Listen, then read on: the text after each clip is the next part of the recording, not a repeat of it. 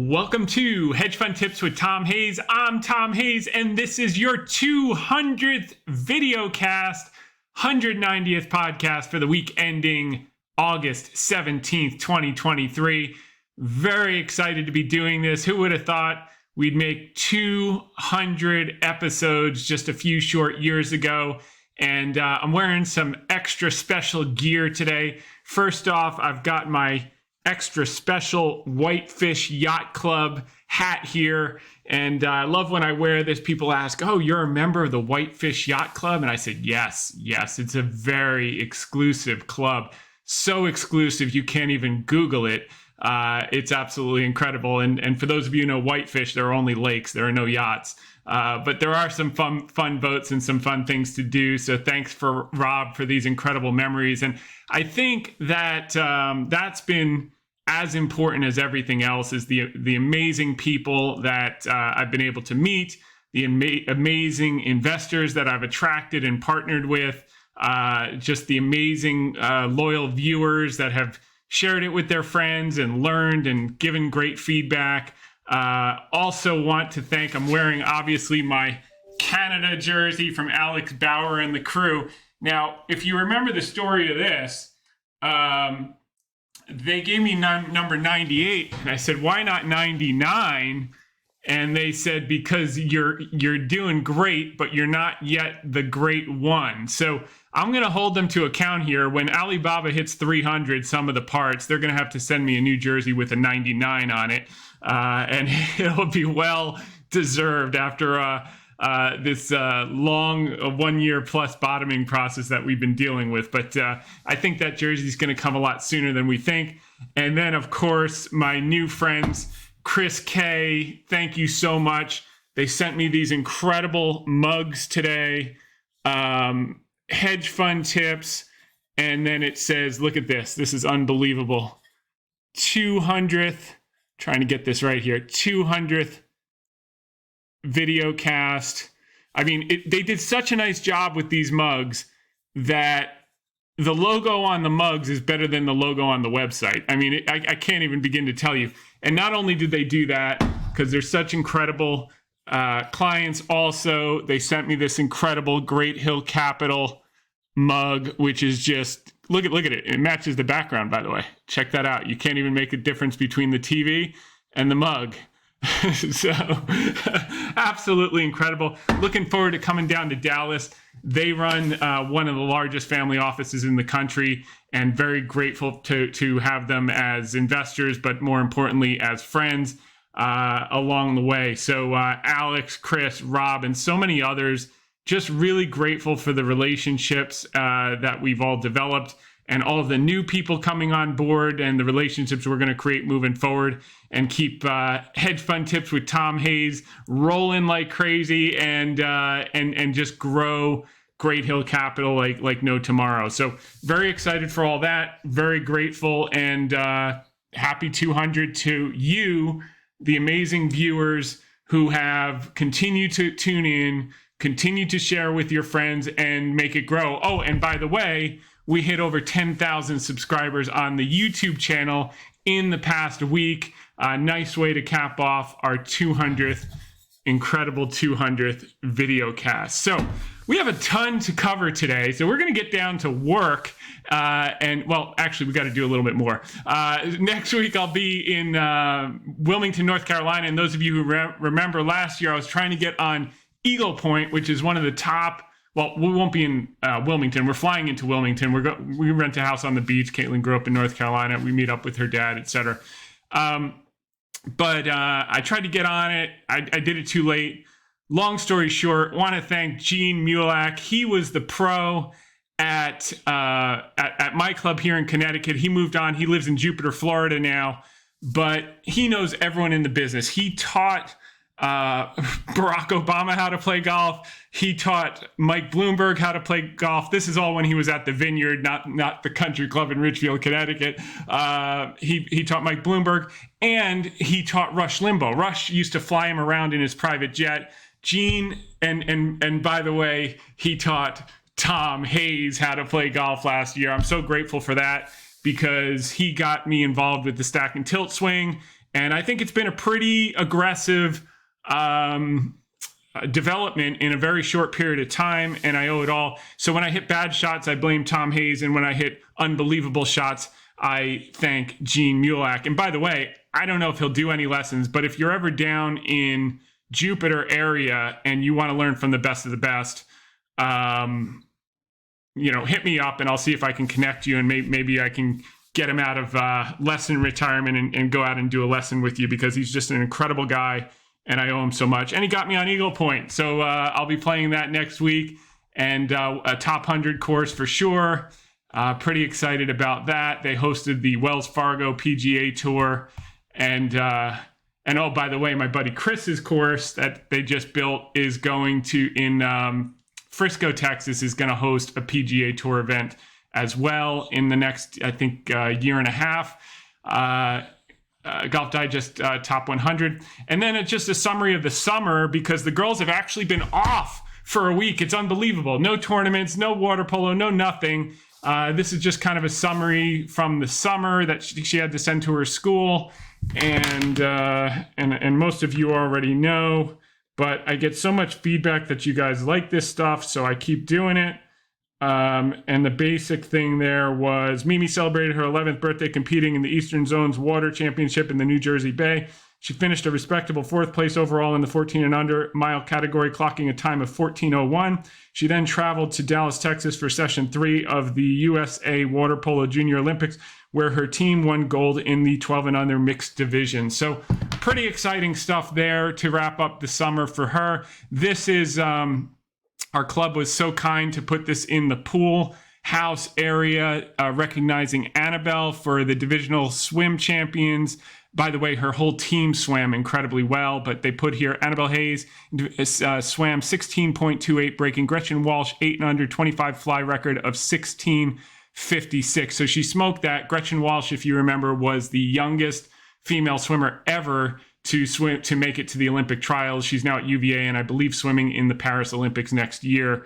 And then she broke another record of one of her local friends who has class beyond belief, because at the next event when she saw her, she came over and congratulated her, and that's A+. This is one of those shots from last week that I give Gene all the credit for, because this right here, it's number 6 on our course. I think it's like 439. I think it's 400. It might be 410 yard par 4. I don't have the card in front of me. Driver gap wedge. This was I came literally an inch away from cupping out for eagle, and with the gap wedge, and then it landed right. It landed here and stopped here, and I just tapped it in for bird. But those are the shots that keep you coming back. We're going to get to the media here. That's the CGTN, that's the public, and that's the incredible podcast with Marcel we're going to get to in a minute. But want to thank Medising and Akash Sriram for including me in their Reuters article. And now to our article of the week, because we've got a lot to cover here. First and foremost, is that it? Stock market and sentiment results. So the answer is we don't know. We had a 4.31% correction as of last night. I think it looks like we're getting another 30, 10, 20, 30 basis points today. As you know, a couple weeks ago we put out, would not surprise us to see a little give back in coming weeks. Keep in mind, institutional investors are nowhere near fully invested yet, so there will be a persistent bid on any bumpy pullbacks into year end. In our weekly podcast VideoCast, we also emphasize the probability of 3 to 5% pullbacks in coming in this normally seasonally weak period that would be bought by institutions having to play catch up. So now we got the 3 to 5% pullback. We think we're getting close to the point where we should begin to see some institutional cash step in. Here are some of the indicators we look at. The NASDAQ McClellan Oscillator. This is getting oversold, probably more oversold today. NYSE McClellan Oscillator, same story. The PMO by SPX is down to 15. So sometimes it can get a little lower. Same thing with the PMO by all. I think it's down to 7. It can get down to 0 before you reverse. But we're getting closer, and the put call spiked above 1 yesterday, 1.07. So that's getting pretty aggressive, and I think there's some things to do. So last night, I joined Phil Yin on CGTN America Global Business to discuss the Fed minutes, earnings, stock market outlook, what we're buying and selling, and more. Thanks to Phil and Ryan Gallagher for having me on. We're going to go ahead and play this because it gives you the most current comprehensive overview without me having to say the same thing twice. So here we go. We'll talk about those Fed minutes and the markets and everything else. Thomas Hayes, founder, managing member of Great Hill Capital, a long-short equity manager based in one of my favorite cities, NYC. So last time we checked in with you, Thomas, you still had the bull in you. It's now a couple percentage point down, and we've got the inflation thing not figured out. There's some questions there, and we haven't solved Europe. Do you still feel the same way? Well, I still have the exact same sentiment, Phil. Thanks for having me. And it was bullish, but we also did say we expect during the period of seasonal weakness, August, September, 3 to 5% pullbacks, which will be bought. So here we are 2 weeks later, we're down 10 out of the last 12 days. And we've got 3 to 5% pullback, 4.3% right now. During this seasonally weak period. But the part of the thesis, if you recall, was that dips will be bought because most managers missed the first half rally when the S&P was up 17% plus.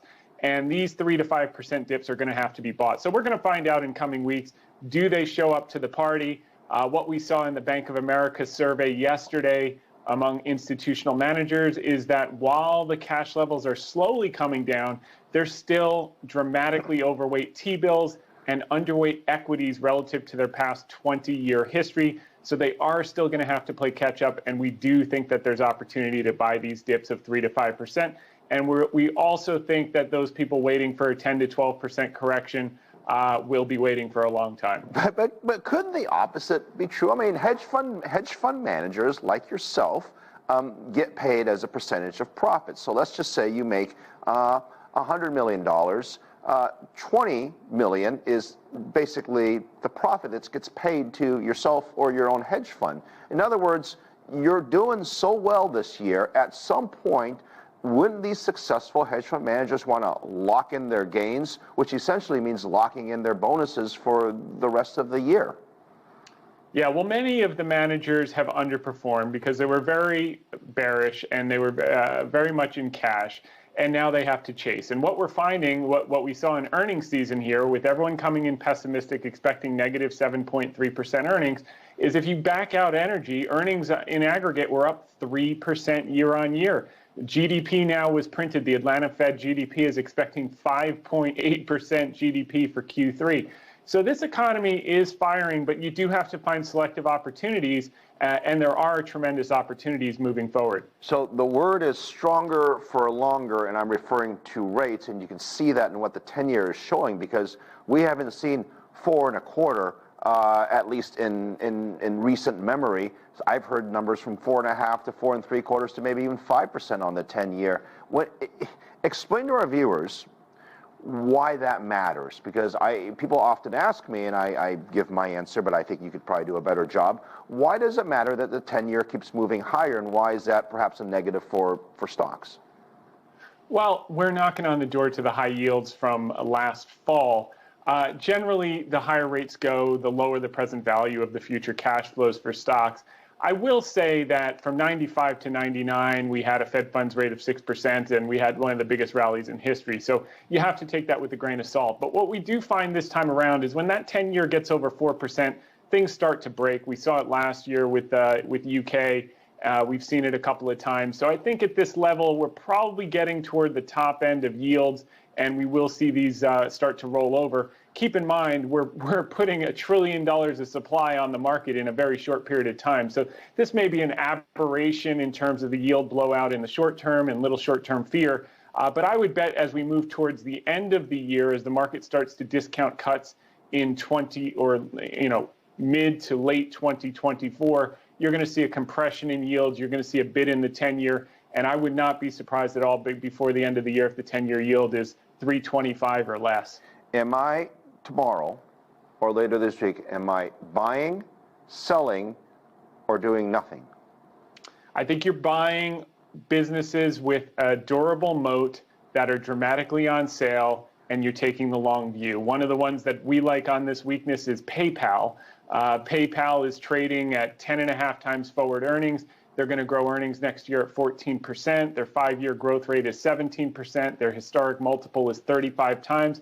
Oh, and by the way, they just got a brand new CEO. This is the guy who ran half of Intuit, which has been a 25 bagger over the last 13 years, and he's going to bring his growth story to PayPal. And I think we're going to see very positive things moving forward. So you just have to be selective. You know, it's perfectly possible that the market could go sideways, grind sideways. We're certainly not going to get in the back half what we got in the front half. We're not going to get plus 17%. I think we're going to get plus mid-single digits, and the opportunity to make money is going to be under the surface with discrete businesses that are on sale but growing. This business has compounded capital at mid-teens for over a decade. They're going to continue to do so and maybe even accelerate with the new CEO, Alex Chris. Real quick, I know you follow banks. I know you follow the real estate market, of course, and you're long short. Yeah. What are we shorting? We're shorting pessimism right here. I think there are too many businesses that have come down materially because of COVID, because of the COVID aftermath, that have created once-in-a-generation opportunities. And when you look at the PayPals of the world, et cetera, what I would be shorting, I would be shorting the counter-trend rally of the U.S. dollar. I think as we move into year-end, the dollar is going to resume its downtrend that it started in October, and that's going to fuel flows back into emerging markets. We've had the short-term counter-trend move. But that's going to reverse and normalize, and we're going to see good things in emerging markets in coming months. All right, next time we're going to get to Asia and China. I could do this all day long. Thomas, we love having you. Thank you very much. Thanks for having me, Phil. Much more to come. And we're back. So we've got that. And here are some notes ahead of the segment, because we don't get to cover it all in the 5 or 6 minutes. First and foremost, we were down 10 out of the last 12 days. We were out 2 weeks ago expecting the 3 to 5% pullback. Now we've got it. We're in this seasonally weak period where we can grind sideways. Thanks to Ryan Dietrich here for the chart.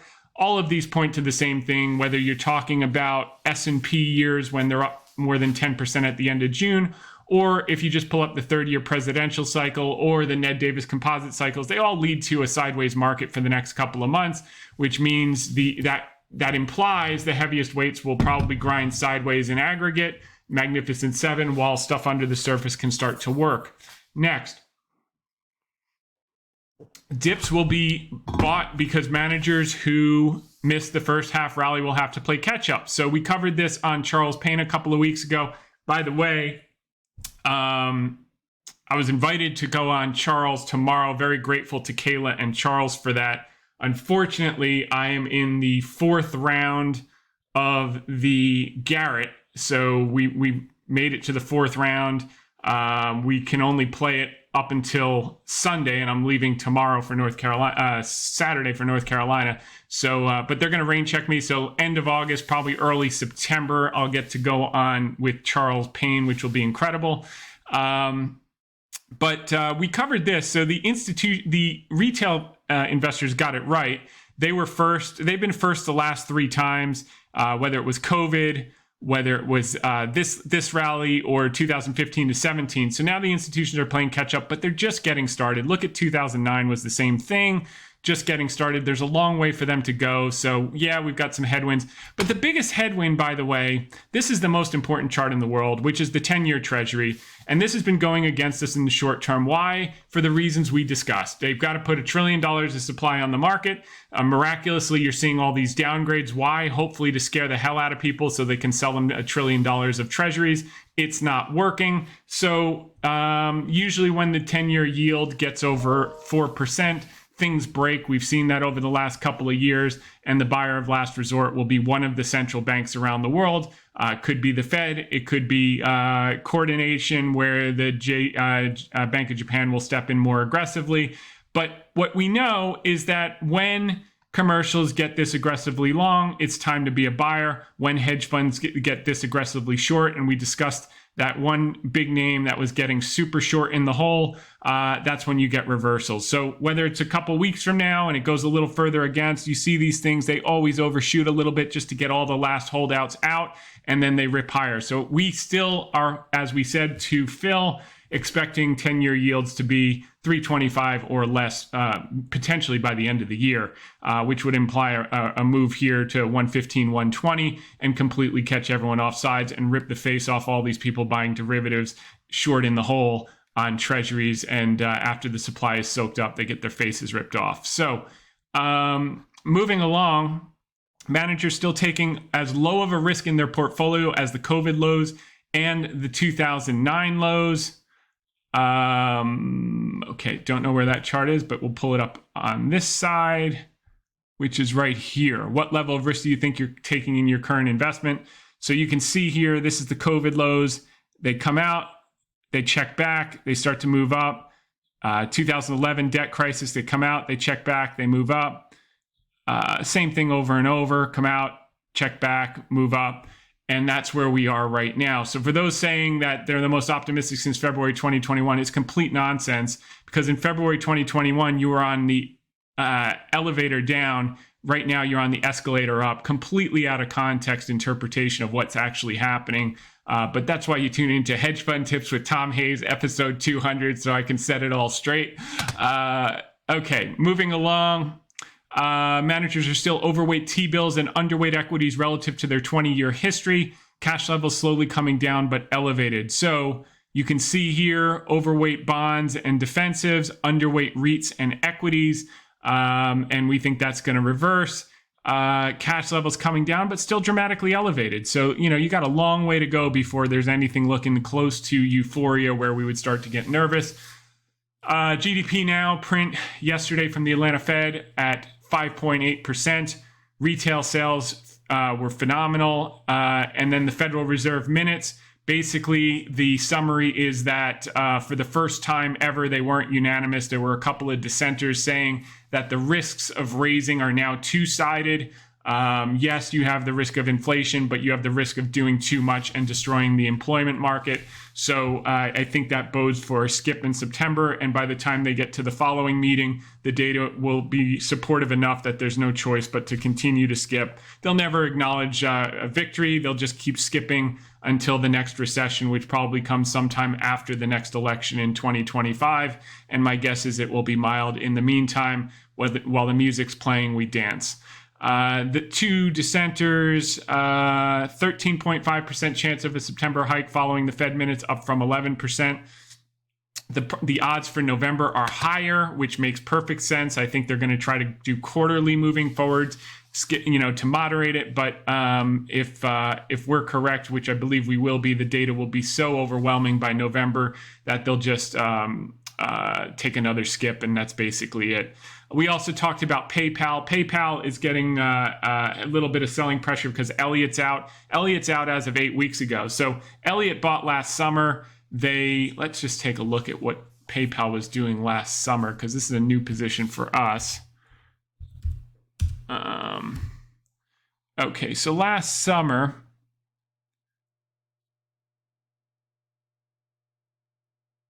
high was 87. So they bought between, probably 80 and 87 and the stock, and they blew out of it in the 60s. So this is what we call puking in the hole. And unfortunately, they puked before they got a new CEO, because the new CEO, in my view, you couldn't have picked a better CEO as I looked into this guy. His name is Alex Chris. He's 46 years old. He was the president and general manager of Intuit's small business and self-employed group. The moral of the story is that group was responsible for 50% of the revenues at Intuit. Intuit is one of the greatest growth stories in the history of American business, in the history of the stock market. This Intuit was a 25 bagger. Did you miss that? 25 bagger over the last 15 years, and he grew half of that business, and now he's coming over to, and by the way, was a sleepy business before 15 years ago. So this guy knows how to turn things around. He did some acquisitions. He did the MailChimp thing, which was a cross-sell opportunity, and I think we're going to see more and more acquisitive growth by PayPal, and he's the guy to do it. Pretty exciting. But just looking at the business, the EPS growth estimates for next year, 14%. For the next 5 years are 17% a year. They're trading at a 10.5 times forward. Their average historic multiple is 35 times forward. So it doesn't get as more despondent than this. And they've compounded capital at mid-teens for the last decade plus, despite the short-term turmoil. I think this thing's going to be a home run. We know about the Apple Pay threats. We know about all the threats. They've had that threat for 10 years. They continue to execute. Yes, they'll be lower margin, but their cash flow per share will continue to increase. Their acquisitions will be private label, but big volumes. And keep in mind, if you're a bear and you think inflation is going to persist, well, that helps them in nominal terms because every ticket's going to be higher and they're going to get a piece of every ticket. So nothing more to say there. Second half playbook, I joined Ann Berry and Chloe Hale on Public to discuss the playbook for the year. This is comprehensive: inflation, rates, dollar, banks, what to do with big tech that's run up, etc. So we're going to listen here. Let's bring in Thomas Hayes, Chairman and Managing Member of Great Hill Capital. Thomas, welcome back. Thanks for having me, Ann, and good to speak with you, Corey, as well. Hi, Tom. Hi. Wow, we are going to get these questions out there, Thomas. We've got a lot to get through and a lot about inflation right now. Let's start with this producer price index data, Tom. July inflation higher than expected this morning, but only a tiny bit. We're talking about 0.3% versus 0.2%, and yet the markets, at least the futures, are already in the red. What do you make of this? Well, the good news is the Fed doesn't have to worry about deflation. If you looked at the PPI numbers last month, it became a little worrisome with 0.1% was the print. And you started to worry about what's happening in the economy. Are things slowing more than everyone expects? So this month kind of confirmed that while it's pretty much flatlining, if you look over the last year, just look at the table. I mean, even at 0.3, it's collapsed. It's showing that probably getting to 2% target is going to take a little longer than anticipated. The market's now a little concerned. Okay, do we get a hike in September? As of yesterday, after the CPI print, the Fed Fund futures were showing like a 9.2 or 9.5% probability of a hike in September. My guess is maybe that bumps up to 13 or 15% today. But you know, I think the key with all of this, Ann, is if you think about it in the context of a global economy, the Fed is going to finish first, okay? Whether they do another hike or they don't do another hike, they're going to finish tightening first. And I think that bodes well for two trends into the second half of the year. The first being the dollar softness that began in October should persist, meaning the dollar will stay soft and maybe even a little bit softer than we've seen, despite the short-term counter trend bounces. And I think the second thing that we're going to see, which will surprise a lot of people because it's not consensus in terms of if you look at positioning, is that after this $1 trillion of supply gets out there to refinance the government coffers, I think you're going to see a bid in bonds in the second half of the year, particularly the longer end of the curve. And that's certainly non-consensus, but as the Fed gets out of the way, that would be something in the cards. And what are the implications of that, Tom? Yeah. Of that yield trend? Yeah. For the equity markets? Yeah, as our community's thinking about where to put their money. Yeah, I think you nail it in terms of what does it mean. I think there are a few areas that have been unloved, so to speak. We know what led the first 5 months of the year was the Magnificent Seven. Then you saw some broadening of the rally in June and July. That was very constructive for the market. But if we do get a bid in the long end of the curve, that's going to help interest rate sensitive stocks, particularly REITs. REITs have started to sniff this out. They've been left for dead. They've been one of the most hated sectors. Second thing would be banks. And it's kind of counterintuitive because you think about, I need a steep yield curve for banks to work. But the overhang on the banks and the downgrade is largely driven by banks were flooded with deposits during COVID as the Fed kept rates low. And they were forced to put that money to work. And you would think it's relatively low duration, 5.7 years, but they flooded into treasuries towards the short end of the curve. And those securities, after 550 basis points of hikes, more or less, have been underwater. So if treasuries start to get bid, that's going to be a dramatic help for banks because their balance sheets, mark-to-markets, will improve and look a lot more healthy, and Moody's will have to retract their downgrade, and which helps ultimately small caps, which is 21% financials. So you're seeing a rally in small mid caps starting when, Tom? You're predicting next year? It started in June. So it started in June. I think we're going to see that persisting through the end of the year in fits and starts. I think REITs, banks, and small caps are going to be the beneficiaries of the bid in treasuries. And I think as far as the soft dollar, multinationals that get 40-50% plus of their revenues abroad, companies like PayPal, I think we share an affinity for that one, deep value grab there. Emerging markets, I think, is going to outperform relative to developed markets on the basis of a dollar staying soft. And I think you could see some risk on in a left for dead group that no one wants to touch with a 10-foot pole, namely biotech. And biotech tends to take off when the Fed gets out of the way. And whether they're out of the way by by September, or if it's the following meeting, we can't predict that. But they're going to be out of the way sooner than other central banks around the world. Tom, that's a really comprehensive breakdown of the different sectors. So lots to follow up there and lots to track. Yeah. Let's go from broad sectors to some specific names. Let's talk about Amazon.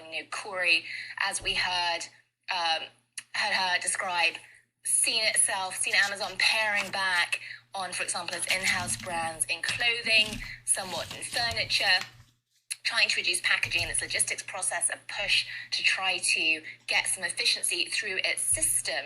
How do you see Amazon performing right now? If you look at it versus some of the rest of the Magnificent Seven, to your point, how do you feel about this one? Yeah, it's interesting. So we've developed a reputation of really profiting from periods of dislocation. So we were buying tech and semiconductors in fall of last year. And the two of the Magnificent Seven that we bought last fall were Amazon and Alphabet. And we continue to hold them. And to your point, they have had a very large run. And you say, okay, what's the next leg? Is this going to start to consolidate as we get a broadening of the market? And I think the answer is yes. But I want to own these for, a longer term play, given the low prices we were able to acquire them last year. In terms of Amazon, we saw the quarterly reports, revenues up 11%, AWS up 12%.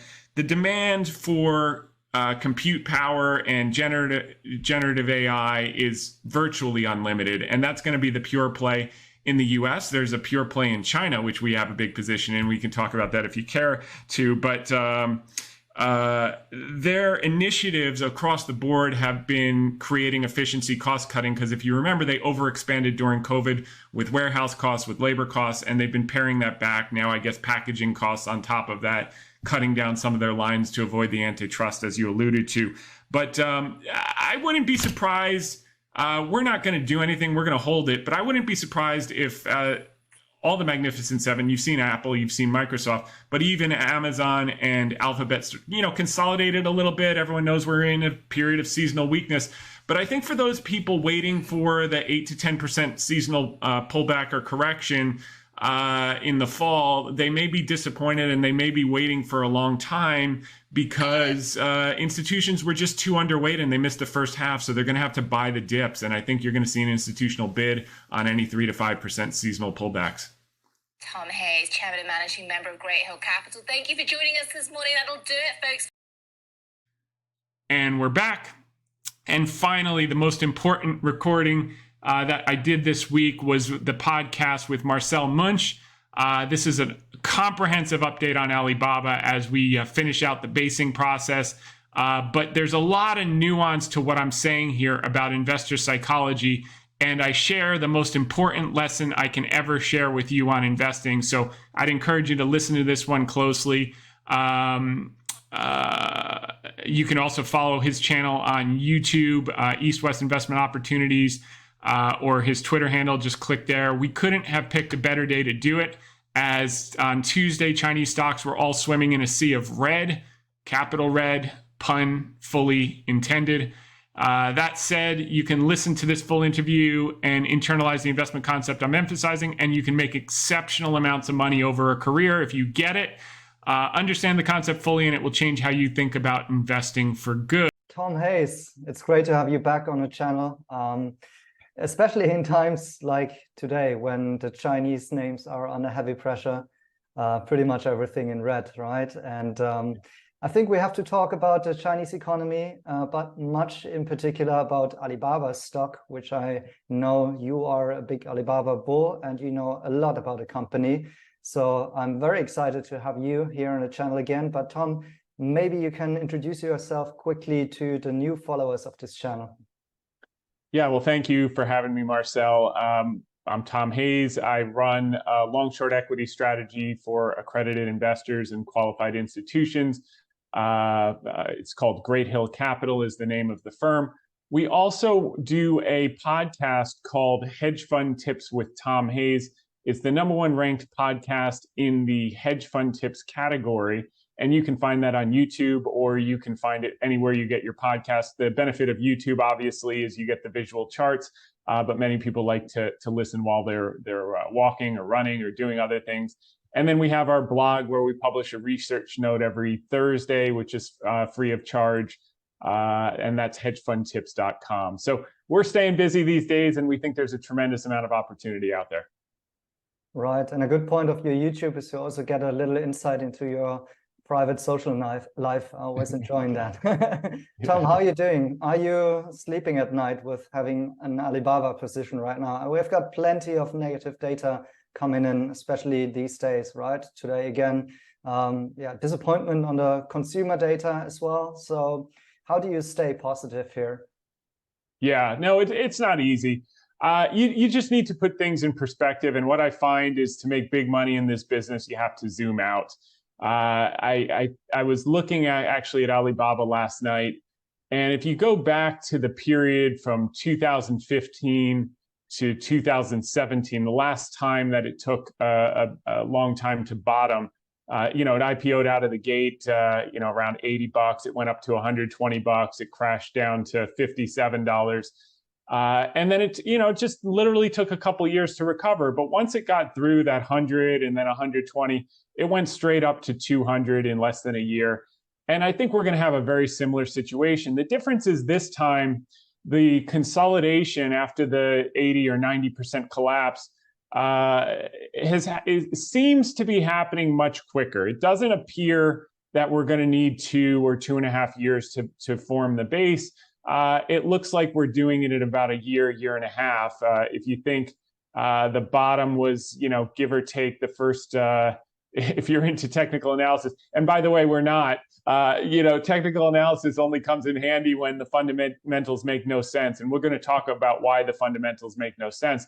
But, you basically put in that first shoulder in spring of last year, you put in the inverse head, the absolute bottom in the fall. And then you put in the new shoulder earlier this year in the high 70s. And now it looks like it wants to work higher. I think obviously the first resistance has been getting through 100. We did it for a few days successfully. Now it's pulling back to 90. And whether it goes back and retests that shoulder at 80 or 78, we don't know.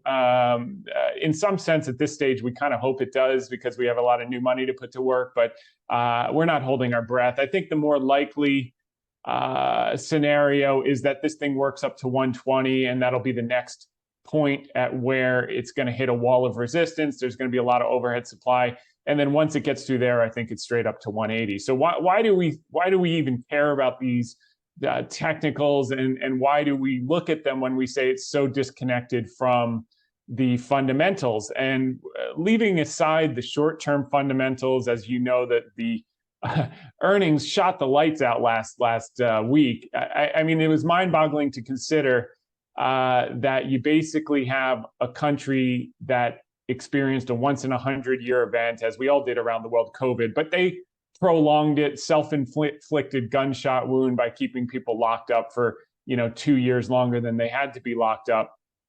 And in spite of that, the business continues to grow. It continues to flourish, given it's operating with shackles. Obviously, the shackles are coming off as the government backs off because they don't want 25% of their youth unemployed and rioting on the streets. Number one job of a politician is to stay in power. And I think, like COVID, eventually people can take pain for so long until they start to revolt. And what we saw was the rioting in December and January, and all of a sudden overnight, the Chinese government did a 180 and said, okay, if you want COVID, have at it. And they reversed their policy, unwelded the doors, let people out of their apartments, and that was that. And I think we're getting close to it on the general social unrest. You don't want a couple 100 million young, educated, angry people without jobs, and that's what they're facing right now. So they're going to have to come out with the stimulus bazooka. And the worse the headlines get, the more bullish it becomes, because we're seeing these piecemeal kind of operations where they say, okay, we'll lower the reserve requirement ratio by 10 basis points or whatever. We'll lower the amount of down payment you have to put on second homes to 40% from 50%. But this is all nonsense. They need to come out with a massive stimulus boost. And I think Kai Fang, who is a member of the policy committee at the People's Bank of China, had it right when he came out and said, look, you need to do $500 billion and you need to put it directly in consumers' pockets, just like the US did and Europe did, et cetera. Lots of things to dissect here. The first thing regarding youth unemployment, because you just spoke about it, and today we had the news that China stopped basically reporting it, right? I found this quite interesting, because even as a China bull, which I am as well, I thought like, well, this isn't great in terms of how this will be taken up by investors in order to get a better sentiment and confidence, right? What's your take on that? Yeah, I think it's like Banana Republic tactics. But the good news is that they realize that there's a problem, and now the question is they're going to have to fix the problem. And I always give people the benefit of the doubt. I have this unreasonable view that people do what's in their self-interest, and in the case of Xi Jinping, it's in his self-interest to avoid unrest and possibly avoid riots and people in the street calling for his removal.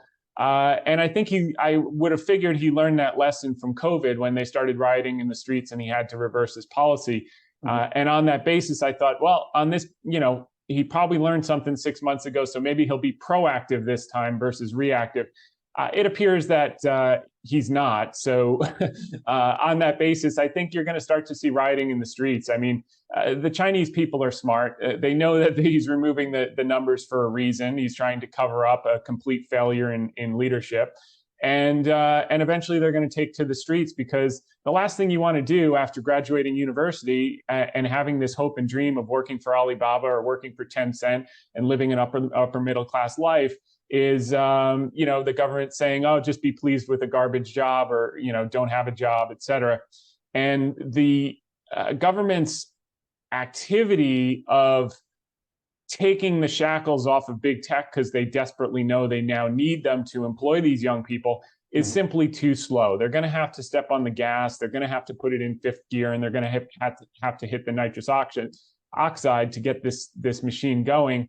And I think it's going to be an overnight thing. So for everyone, selling me their Alibaba shares today and other Chinese shares today, I'm very happy for that. But just know that you're going to wake up one morning, just like what happened with COVID, and there's going to be some huge fiscal stimulus or some big announcement, and some of these stocks are going to be up $20, $30, and you're just not going to be able to get in, and they're not going to stop.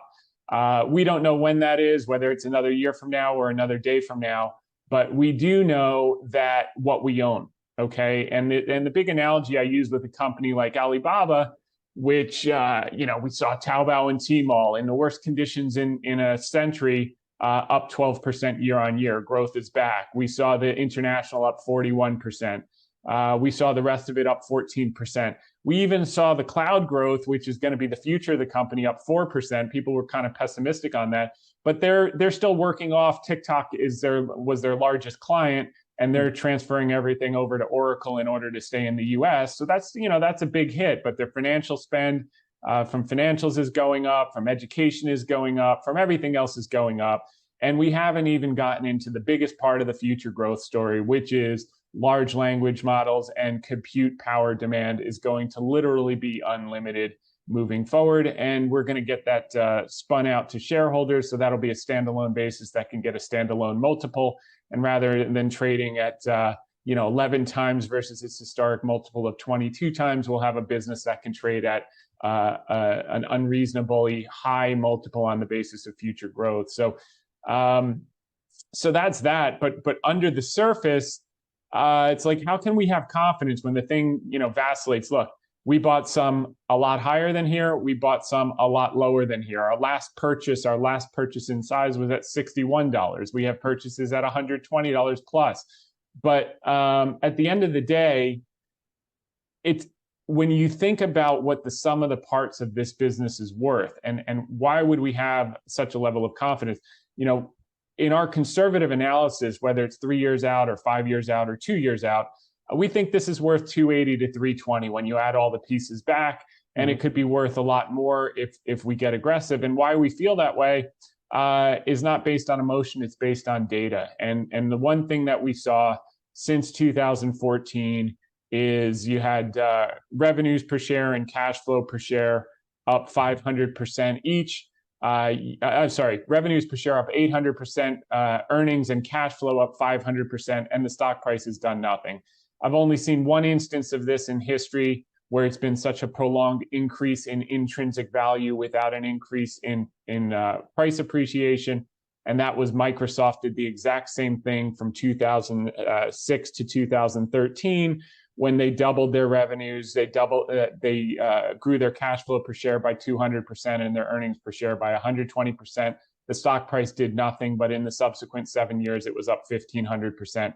Not because the performance went up in the subsequent 7 years, it actually did about the same thing, but because it's pushing the beach ball underwater. You can only hold the ball underwater until that once you let go, the intrinsic value is realized. And when it comes all at once. And Alibaba will be no different. The difference is they've grown the intrinsic value orders of magnitude greater than Microsoft did over that 7-year period. And when this thing goes, no one's going to be able to catch up. And there are a few smart people joining the Alibaba train, as we saw in the public filings last night. David Tepper is one of the best in the business. A huge history of buying things when others aren't interested. He dramatically increased his position, as did Dan Loeb.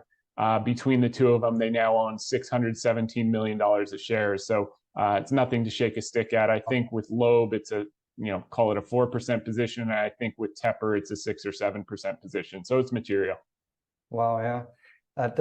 The sentiment or the reply and feedback that I get on social media or in my investors groups, for example, my Patreon, is that everybody sees those numbers and saying that, but still the share price doesn't go up, just the other way around. So what do you respond to those? Yeah, everyone saw the numbers for Microsoft from 2006 to 2013, and no one could figure it out, and everyone was buying them. Everyone saw the numbers in 1998 to 2002 when Buffett was buying value stocks, and everyone was saying he's lost his touch and he's an old man and he doesn't know any better. And then in 2000 to 2002, when everyone got shellacked and was down 80-90%, he was up 50, 60, 70% a year. So I think what it comes down to is the simple maximum in the short term. The market is a voting machine, and in the long term, it's a weighing machine. In the short term, all the feedback you're getting, Marcel, is on the basis of emotion and people day trading or going on leverage or doing stupid things. But in the long term, if you own a piece of a business and you know that the underlying business is appreciating, it's just a question of waiting. And sometimes playing golf. I don't know if you remember, I did that interview with the CIO of Legatum and the two guys from Sovereign, Chris and Richard Chandler, who took $20 million and turned it into $5 billion over 2 decades. And they would buy these type of things, you know, when groups were dramatically out of favor, whether it was Russia in the 90s or Brazil or Japanese banks in the 2000s. And, you know, they would buy huge positions. Sometimes they would go 50% against them before they went up 3 and 4x. And what they did while they were waiting was, number one, no leverage. So they didn't care how long it took. And number two, in the case of Richard Chandler, he would go out and play golf and learn to speak Italian and take his mind off of it. Because if you owned, you know, a couple hundred apartment buildings, Marcel, and they were worth, you know, maybe you paid $30 million for them 10 years ago. But over the last 10 years, the rents went from, call it 10 million a year to, and I'm just cupping numbers here, but 10 million a year to 80 million a year. And people were still offering you $30 million to buy your apartments. Would you sell them? Yeah, no. But that's exactly what's happening with Alibaba right now. That's the thing is that you know, revenues are up 800% and it's trading at the same price that it did, you know, some 8 years ago. And all you can do in those type of situations is just say, and more important than anything else is the free cash flow. You know, Alibaba generated $25 billion of free cash flow. Their cash flow this quarter alone was up 76% year on year. This is usually a weak quarter. They did over $5.4 billion of free cash flow. And people are wondering, is the business okay? I mean, is the business okay? In theory, you know, in actuality, it's better than ever. And in reality, wait till the stimulus comes and wait till things normalize. You know, they just opened the country from COVID 6-7 months ago. It takes a little time to get some momentum. They haven't put money in the consumers' pockets yet. We think that's going to be forced to come. And I think Brendan Ahern said something very interesting a couple of days ago. He said that the Shanghai Composite at 3,200 and the Shenzhen at 2,000 has been when policy support has been aggressively announced in the past. So, you know, again, you could wake up tomorrow, you could wake up a year from now, but it's coming. And the key is your apartment buildings continue to grow their revenue. They continue to grow their cash flow. So the only question is, when is someone going to offer you $240 million for that apartment package that you paid $30 million for 8 years ago? Right. Before we talk about your expectations of the coming stimulus, or we can debate whether or not this is coming, I want to know from you which camp you're in currently regarding the more macro views on China, like the economic data is coming out. Are you in the camp that it's really bad and that's why we need a stimulus? Or do you think maybe there's also a little bit of exaggeration and focus on the negative points when it comes to the media bias? Where are you here? Where do you think is the truth? You know, it's interesting. I'm not a big conspiracy theorist, but I will say the media bias is unbelievable. I mean, I saw articles covering Tepper and Loeb today, and they basically covered every stock in their portfolio except the fact that they both dramatically increased Alibaba. It was kind of mind-boggling to me. You know, if I read the headlines, I mean, it looks like China is going off a cliff and never come back. If I listen to the companies doing business in China, they couldn't be more excited about the last 6 to 8 weeks progress in the country. Like they're saying the consumers coming back in leaps and bounds, you know, whether it's Wyndham, I think it was Wyndham Hotels, whether it's MGM China, whether it's Alibaba itself, Disney, Starbucks, you know, it's just, the list goes on. And the common denominator is in the last 6 to 8 weeks, things are going straight up. So Yum China. So I continue to be more interested in what the companies have to say than what the headlines about, you know, biases towards particular region. And look, there's reason for biases. I mean, there are problems, there are leadership problems. There are a lot of mistakes made. The problem is the machine is so big, even though they're working 24/7 to kill it 2 years ago, they couldn't kill the machine. It's just too strong. And I think that's going to persist. And it's certainly going to persist. Our base case is for certain for the next 3 to 6 years. I think we're going to have one more parabolic run in China. And then I do believe all the theses that China will be the next Japan, in the sense that They do face an aging population. They're not having babies. They don't have immigration. But historically, if you look back over the last 100 years, what you're going to find is that all the countries that had a large portion of their population between 30 and 40 always had very strong economies and very strong stock markets as a result throughout the last 100 years. You can't find an instance to disprove it, meaning I defy you to find me a situation where the country had the largest portion of their population aged 33 to 40 and the economy and stock market didn't go straight up. So we have that situation in the US, but they also actually have it in China. They've got certainly the older group, but the echo boom, like we have in the US, we call it the millennials. So the Chinese millennials are average, 33 to 36, which implies based on housing formation, family formation, consumption years, earning in those years, that the vast majority of the spending in one's life happens in that period from 33 to 40. That drives the bus. And then I think after that, they're going to have a real demographic problem, and they'll probably go through a lost decade or two like China did. But in the meantime, when the music's playing, you got to dance. Or Alibaba solves all the problems and issues with artificial intelligence. That would be also a good case. Exactly. What do you make about those issues in the real estate sector? We've now have the, I think, number 2 in China real estate defaulting, which is quite unsettling some of the investors lately. And hopping over to also the yields and the US dollar strength, did this surprise you that we still don't see those big indicators tumbling over and reversing back down? Yeah, so I can't remember a time in the last 10 years that China didn't have a big real estate problem. So maybe this time is different. But I wouldn't hold my breath. What we've often found is that China has a real estate problem. Real estate problem gets ignored. Problem happens. Government says, okay, we got it contained. Problem's not contained.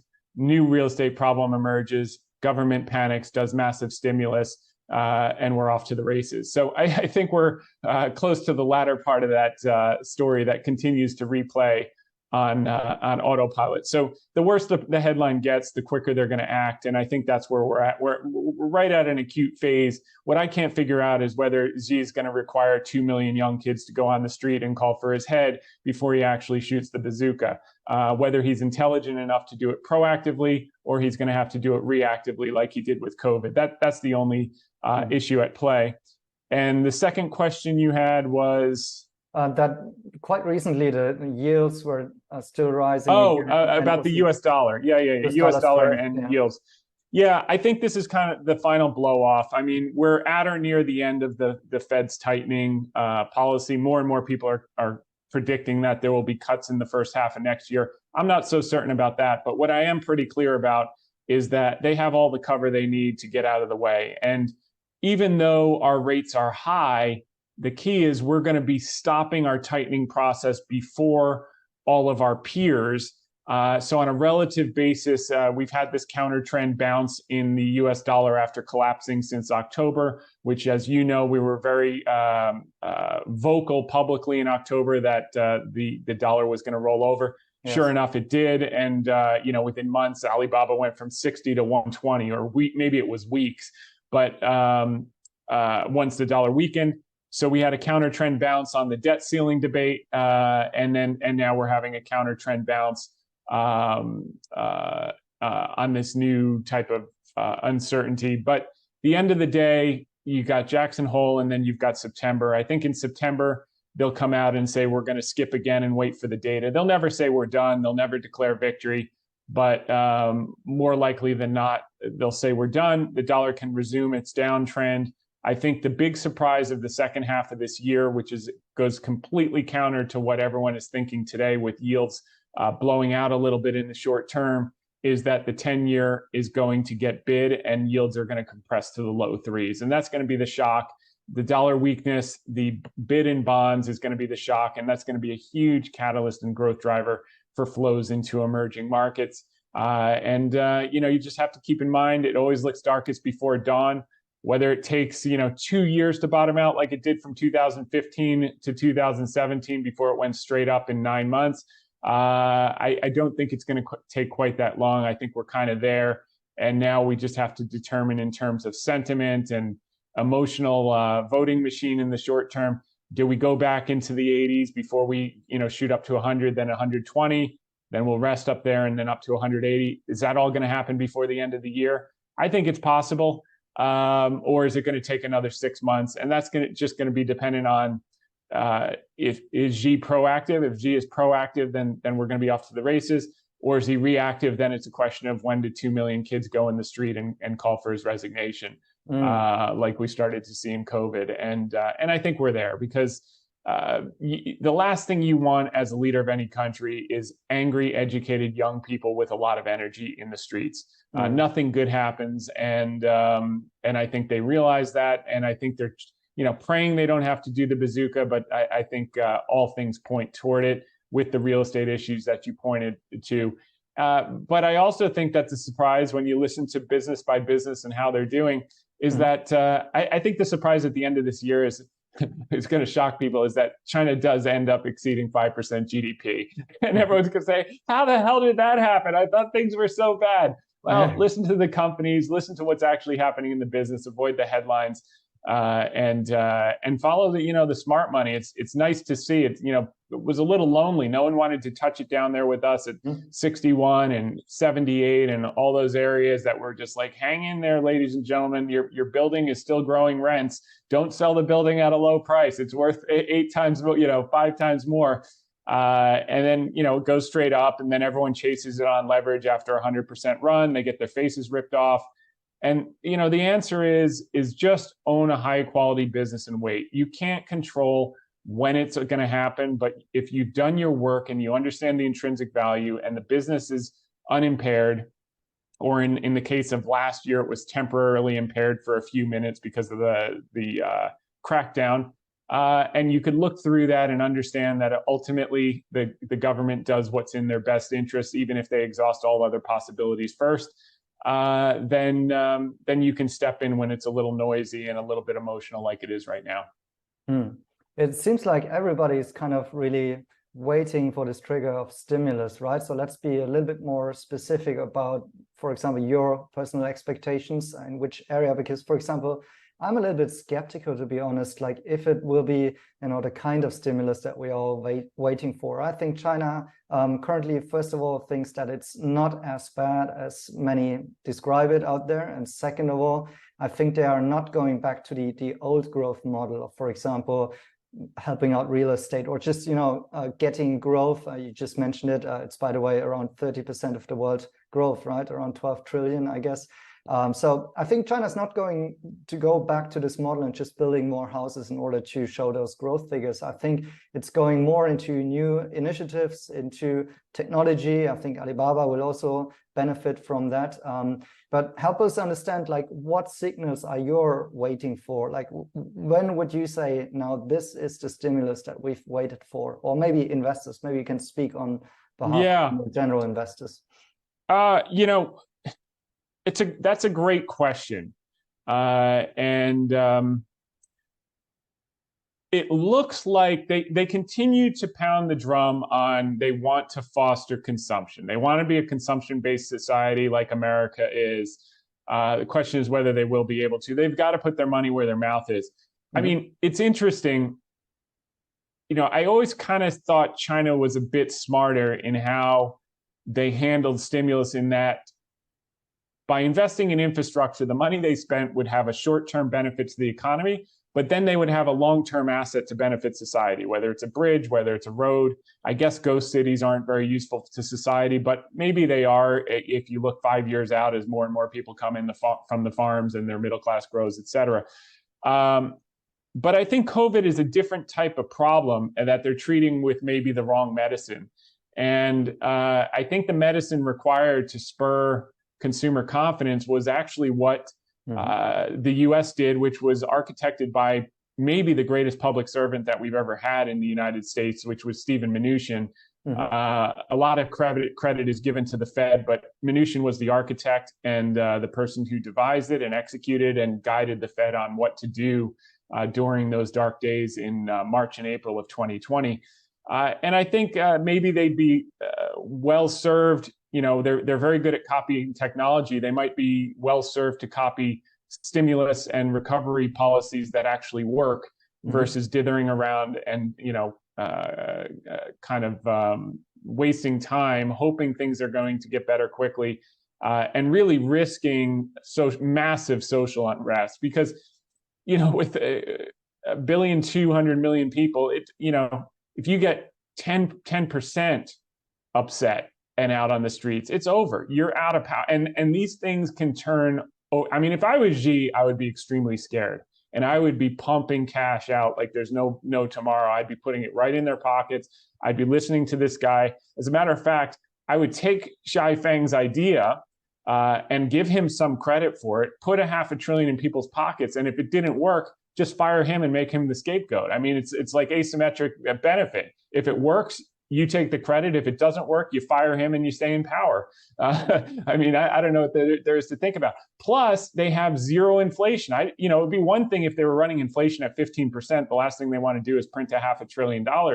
But their major risk is actually deflation. So they have all of the wiggle room to go massive into this. And you know, what I always say is, you can only control the process. You can't control the outcome, which is why we don't own one company. I mean, in theory, all things held equal, I've never seen a better value per dollar with a moat of a business than I see in Alibaba. But so if I was 100% certain, why wouldn't we just be 100% in Alibaba, or, you know, leverage one time and 200% in Alibaba and forget the rest? Because you can't control the timing. You can only control the process. So if I've got 8 to 12 great companies that are all increasing intrinsic value, increasing cash flow per share, increasing in earnings per share, increasing revenue per share, growing their moat on their business, some are going to pop overnight. Like we've got this one company, Cooper Standard, which was a special situation that was up 4x within 12 months. Okay, so that's really good. But it's the same process as I use to be in Alibaba, which may be up 3x in 3 years when all is said and done, or 4x in 3.5 years or 4 years. The only difference is going to be the IRR. But the key is the process works. If the business keeps growing and the price stays same, eventually the price will catch up to the intrinsic value.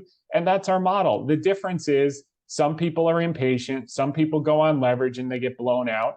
And the ones who are patient wind up being the David Teppers and the Dan Loebs of the world, who get it right and have patience and get the best companies when they're on sale and make a lot of money for their investors. Right. Maybe a personal question, because as I mentioned, you also always speak about your social life on your YouTube channel, which is great. And I'm just wondering, like, you're out there pretty alone, like pounding the table for Alibaba, sometimes Chinese equities and so on. Must be pretty lonely, and it's getting very political, right? So what do you say to those who say, like, well, there's no way American investors will touch Chinese equities again, or Wall Street coming back into the sector? Do you get this question sometimes? Yeah, you know, opinion follows trend. I mean, they won't touch it until the price goes up. And then when the price goes up, they'll start to get fear of loss, and then the price will go up some more. And at around $180 or $200, they'll all start to get interested but skeptical, be waiting for a pullback that never comes. And then around $250 on every single talk show, every single analyst you're going to see on TV every day of the week is going to be talking about the Alibaba's the greatest thing in the future. And after it's already up 300%, they're going to be talking about how this could be a multi-bagger over the next few years. And it'll be that time period when everyone's super excited between 250 and 300, and they all can't get enough of it. That will be helping them out and laying off some of our shares. And that's the way it works every single time. They won't invest in, there's actually one that is has been very, very, very outspoken on Alibaba, a public figurehead, particularly when it was at $60 last year, you know, couldn't hate it enough. And now at $100, he's starting to buy it. So why is he buying it? Because a big name guy is in it that he likes and respects. So they all follow. It's all a herd. It's a herd to the downside. It's a herd to the upside. The game is just getting started. What will be the most fun is when we're back up at $120 and you have all the pessimists that are going out, and they'll tell you it's going right back down to 60. And once you get consensus that it's going down to 60 is when we go straight to 180 and leave them in the dust. And by 180, those exact same names will come on and say, we just started building a position. We feel very comfortable about the future prospects. We think it can be a $500 stock, yada, yada, yada. I mean, history doesn't repeat, but it rhymes. So with all the pessimism about how you can't invest in China, just wait till it's up 50 points. All of a sudden, that'll be rear view mirror. People will forget it, and they'll all be chasing like the herd because of FOMO. And then, you know, hopefully a few of them will actually understand the fundamentals and realize the true potential of the business. Okay, I don't want to take up too much of your time. It's great to have you and all of these insights, but I want to give you a little bit more chance to go more in specific of Alibaba and talk more in detail here with my last question, which is about, it seems that this company is also quite hard to understand for investors because it's simply so big, right? And Alibaba has now just started to split up a little bit, and maybe that's also confusing investors on top of that. So do you think there is an issue with fundamentally analyzing and understanding this company, and maybe that's also what's suppressing the value in a sense? Because, for example, how do you ascribe a value to the cloud business right now and to the AI opportunity in China and so on? How do you do it? And do you think that's an issue? Yeah, I think that's a great question. I think the more noise is about Xi and his policies than it is about the business. Because if you can understand it, if you can understand Amazon in the United States, you can understand Alibaba in China. The only difference is, you know, Amazon's trading at 60 or 80 times earnings, which, by the way, we own Amazon for similar reasons to what we own Alibaba. We just were buying it in the fall when no one wanted it. Now everyone wants it. It's probably going to pull back a little bit, but we're not going to do anything because we own it for the long term. But as it relates to Alibaba, it's trading at 11 times forward when it's historically traded at 23 times forward, and it's trading at 11 times forward of depressed earnings expectations and depressed cash flow. So, you know, if you look at the McKinseys of the world, when they talk about the cloud computing opportunity in China, and they say it's going to triple by 2025, you know, even if they're off by a year, Alibaba's got 38% share. You got a lot of knuckleheads on Twitter saying, "Oh, Alibaba's losing share." Number one, you're missing the point. If you're worried about share, your view, number one, they're not losing share. But number two, if you're worried about share, you're thinking that it's a fixed pie. And the point is that the pie is going to get 3 times bigger, and it may be exponentially bigger, much bigger than you or I could even imagine when you consider the compute power demand being unlimited as these large language models. And then you got, and Alibaba's in a position, they're going to get everyone on it at very low margins and then sell them all of the AI overlays where the margins are, you know, basically 100%, and sell them all these services. So I think what's hard to understand about Alibaba relative to AWS is when you look at China being about 5 years behind the US in terms of digitization of their businesses, and you look at the AWS model from 2016 to 2021, you know, Ali Cloud is basically where AWS was in 2016. So just following that trajectory, Alibaba will have another $10 billion of operating income over the next 3 to 5 years just from the cloud. And that's 10 billion over and above what they had several years ago when the stock was trading at $320. So if you have 60% more operating income than when the stock was trading at its peak. But the problem with that analysis is that AWS did not have the growth opportunity of AI and all the unlimited compute power of the large language model, generative AI, et cetera, that Ali Cloud has prospectively. So we may be underestimating the opportunity of AWS on a of Ali Cloud on a go forward basis. And by the way, of AWS as well, but we're not here to talk about Amazon today. But certainly for Ali Cloud, which will be on a standalone basis, and that multiple is going to be very aggressive as this thing goes and as it starts to take off and hit on all cylinders. So, we are where we are. We're in a holding pattern. We're waiting for a couple catalysts. What are the catalysts? Number one, emerging markets need to work. How do emerging markets work? Fed gets out of the way, dollar goes weaker.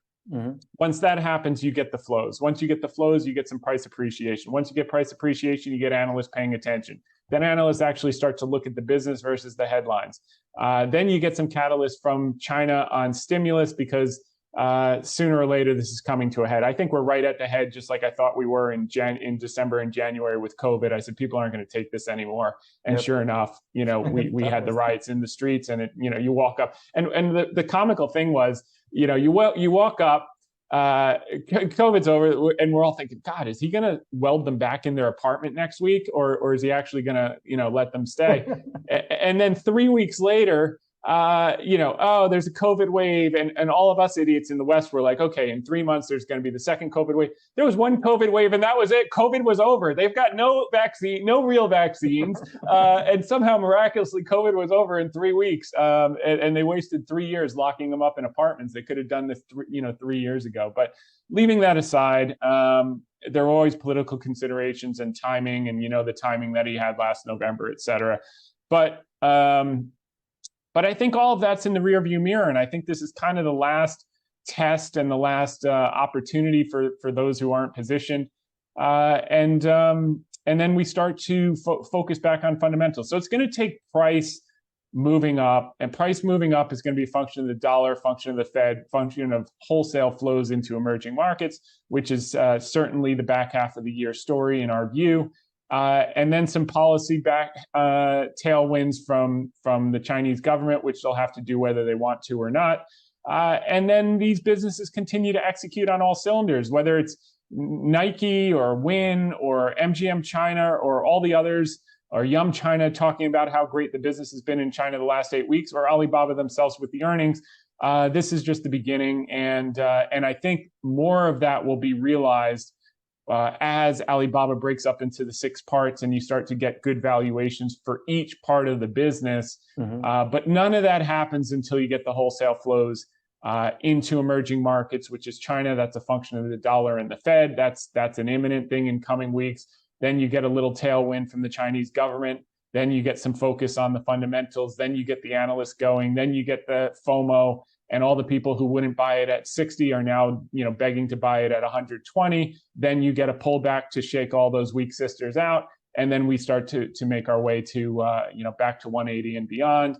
And then you get all of the most negative people at 60 and 100 that can't get enough at 250. And then we'll be doing this, and I'm going to be talking. Everyone's going to be super exuberant. All the Twitter is going to be China, China, China.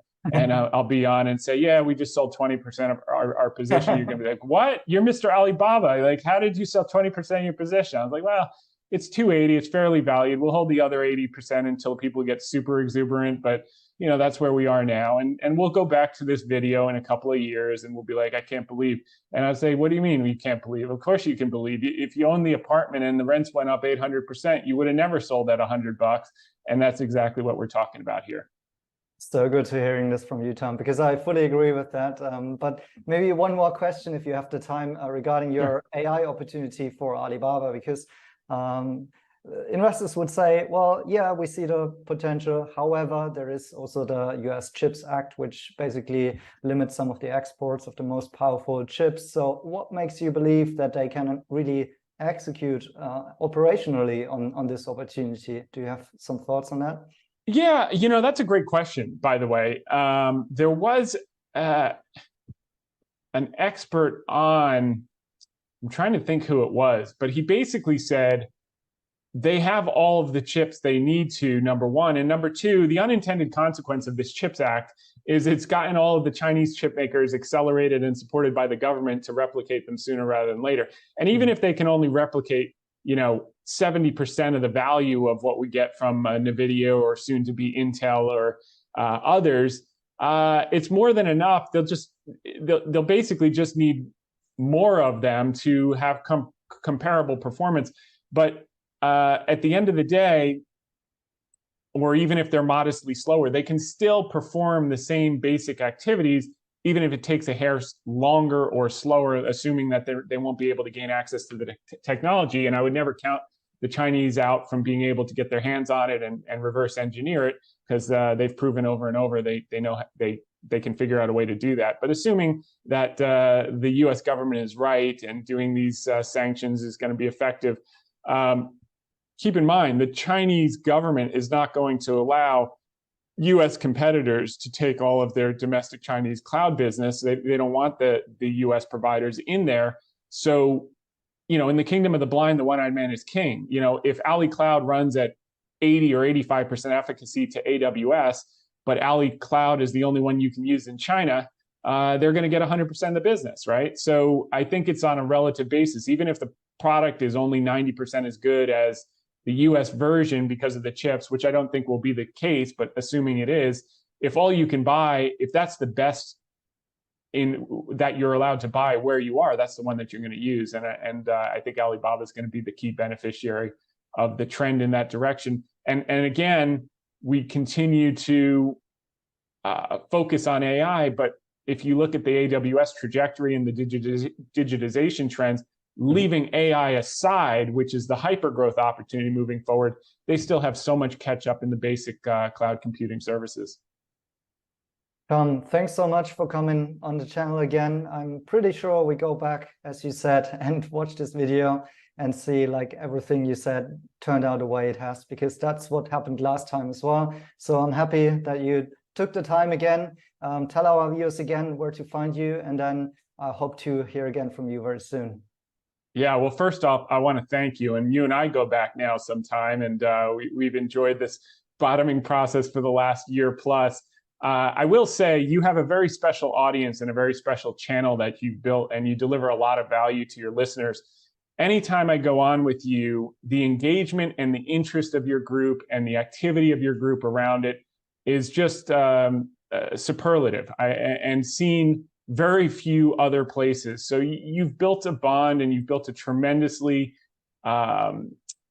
independent thinking audience who are willing to look outside what is being fed to the herd and think for themselves. And I think that's a very valuable service that you're providing to people, and it's reflected in the growth. So the best way to reach me is on Twitter. The handle is @hedgefundtips.com.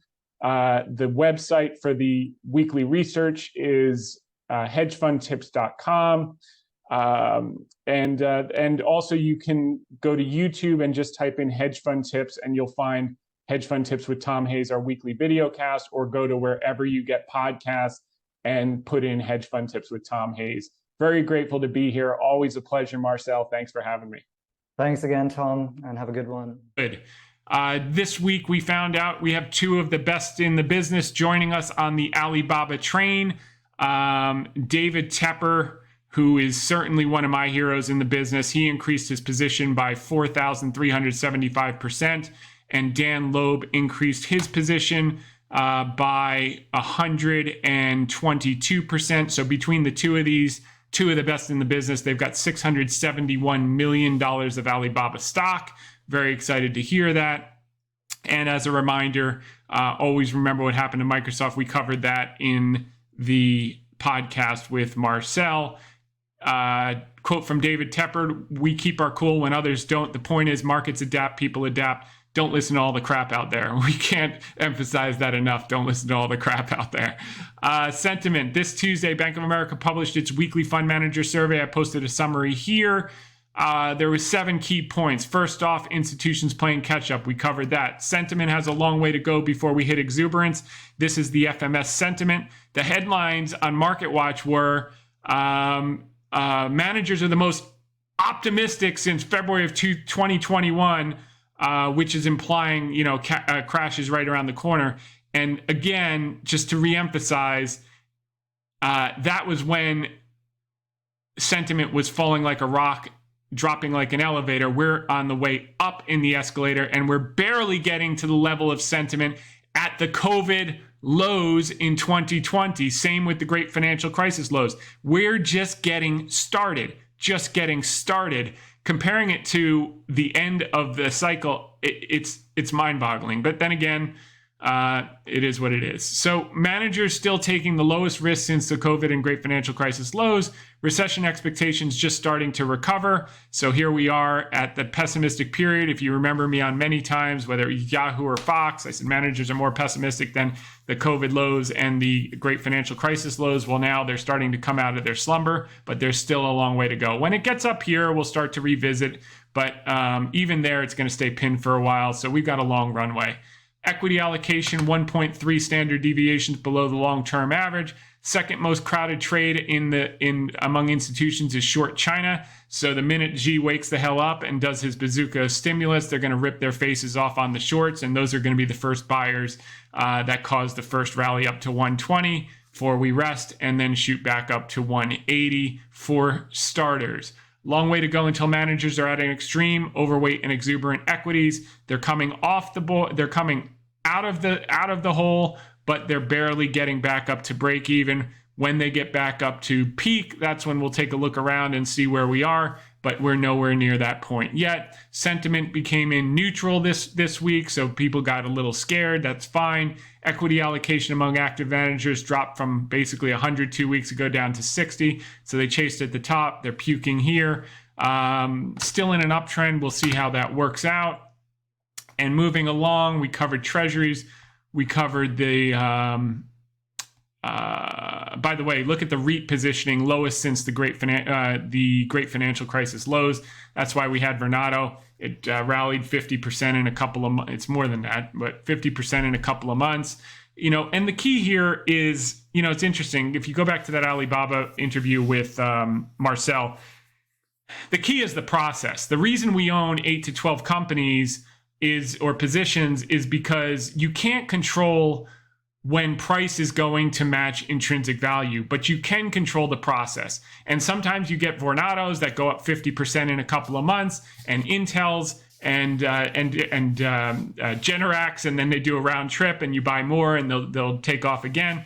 Or Cooper Standards that do it in 12 months, or Alibaba. But, as long as you consistently apply the correct process and you do it across 8 to 12, more than that, you're just diversifying away your returns, and you're going to start to you can't achieve alpha with it's very hard to achieve alpha with more than 15 positions, and anyone that tells you otherwise is probably collecting a 2% management fee on top of a performance fee. We don't charge management fees because we don't think we deserve to get paid for watching money. We believe we should get paid for growing money, and the client gets paid first. So, very uncommon point of view, but works for us. And we copied it from Warren Buffett when he ran his partnerships out of a spare bedroom for 20 years before he rolled it into a public company. So if it worked for him, it's good enough for us.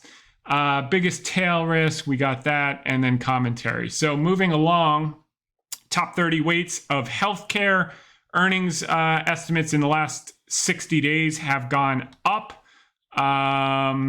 For 2023 and 2024, up 45 basis points for 2023, up 78 basis points for 2024.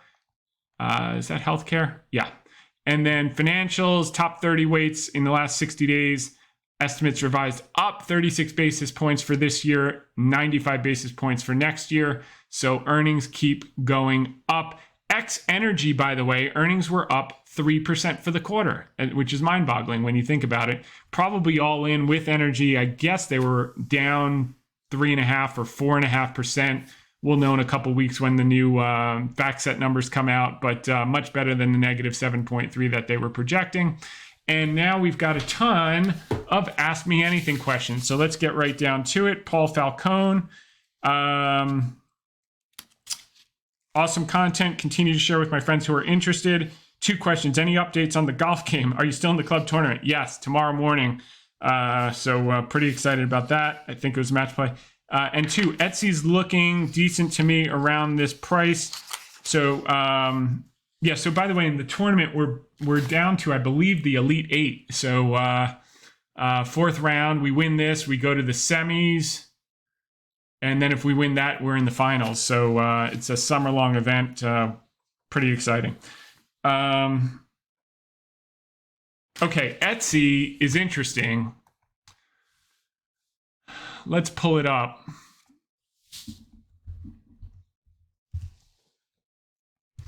Okay, so it's $75 down from $307. And ETSY.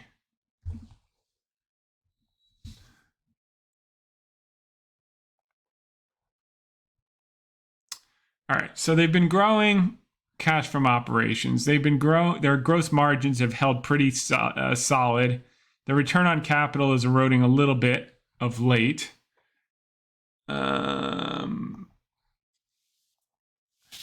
The thing that's interesting about Etsy is no one else is really doing what they're doing. Not to say that someone couldn't come in, but they have a nice little business here. Revenues have grown from $364 million to $2.6 billion in the last 6 years. That's pretty good. 7x plus. They're making no. What's this big loss? Oh, impairment of goodwill. So they must have done a couple dumb acquisitions. Let's take a look at cash flow from operations is solid and growing. Cash from investing. Okay, so they repurchased $500 million of stock. That's pretty exciting. Free cash flow positive. They're compounding capital okay. And their balance sheet looks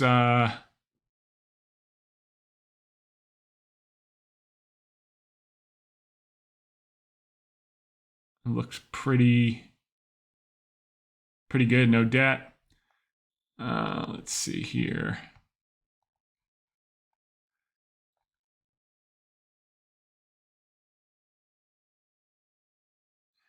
Yeah, I mean, the issue here is the growth stocks get scared out because the revenue is not growing as fast as it used to. But it's getting to the point where it's cheap enough. 75. So, 14, 15 times this year's earnings. Well, that's the wrong one. There we go. Etsy.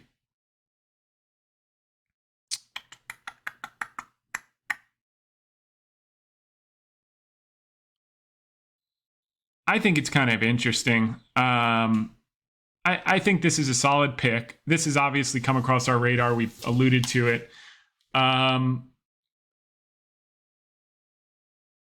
Yeah, Paul, there's nothing more than me to say.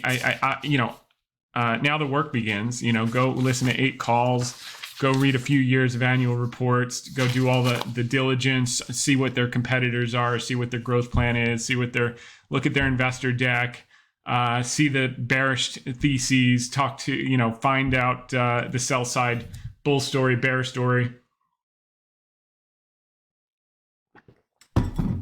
But this one's probably going to be okay. Dante Nesperoli. Hey, Thomas, a follow-up question from 2 weeks ago about Citi. What makes you believe it won't keep sleeping like it has since 2008? Value trap sleeping for the next 15 years. Well, 2 things, I think, Dante. Number one, the good news is I'm buying it up with a large enough margin of safety that I can always get out and do something else. But it's at the low end of its range, number one. Number two, it's trading at a meaningful discount to book. And I think we're going to see a monstrous acceleration of deal activity after capital markets were basically shut for the last year and a half. And I think they're going to be a major beneficiary. I also think they need a new CEO. That would be a catalyst to the upside. And I think they have a decent franchise globally. It's third tier, but it's still above the other 1,000+ banks. And it's cheap enough that there's a big enough margin of safety that if you wanted bank exposure and you didn't have Bank of America, this would be one worth looking at. So the point is, I think your point is correct. There's a risk that it does nothing, but it's it's at the bottom end of the range. So even if it did nothing, you could get out whole and do something else. I just want to participate in what I expect to be a monster leveraged way to play massive deal flow and animal spirits coming back in the next 18 months. And I think this is the best, the one that, there's limited downside and unlimited upside, where some of the others have run already, and there's more downside if we get it wrong. Here we'll be able to get whole even if we get out whole, even if we get it wrong. But I think there's it's pricing. There's so much pessimism around it that it's already priced in a lot of the bad news, if not all. And then you get any good news, you have a double over a reasonable amount of time, and that's something we like. And so low end of the range, I think 0.7 times tangible book. In a peak cycle, these things will trade up to 2 times. And I think they'll get it right, or they'll get a new CEO, and that person will get it right, and we'll be off to the races. So good question. Javier Maxon, what are your thoughts on bank collapses like First Republic and Credit Suisse that have been acquired? Do these situations present opportunities, or is there too much uncertainty? Long-term returns, obviously, based on basic value, First Republic is extremely undervalued while continuing to produce. CFO thoughts? No. Credit Suisse, you could buy UBS because they did get a sweetheart deal on it. I just generally don't like European banks, but and it's already run on the news, so I guess UBS, you kind of missed it. FRC, I don't think, is First Republic even, let's see. Yeah, no, I wouldn't touch First Republic. I don't know the whole story about that right now, but that's not something I want to deal with. I think the equity is completely wiped. Drew Byrne. Hey, Drew. Good to hear from you. Firstly, congrats on surpassing 10,000 YouTube subscribers. I didn't even realize until I got this Ask Me Anything, by the way. No doubt this will grow significantly going forward, too. Thanks for your great work. I would be interested in your opinion on adding CPS, as I love the company. What are your thoughts on where it would be reasonable to add a smaller position currently, i.e. around now $16 given the potential upside? Or do you think that waiting might pay off due to more downside in the weeks to come on the union issues? Wonder what you were doing. Appreciate it's your opinion and not advice, as always, Drew. Yeah, look, I can't handicap what's going to happen with the union in the next few weeks. So, yeah, you might get a chance to buy it a lot lower. We added at the margins today, and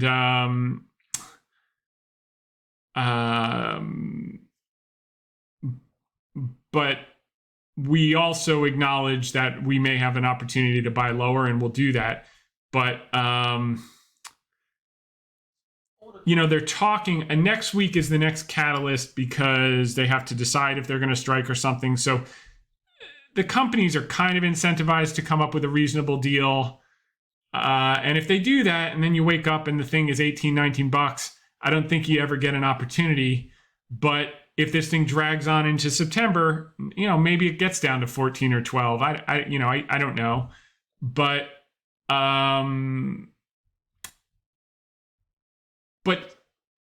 like I said to Marcel, the key is zooming out.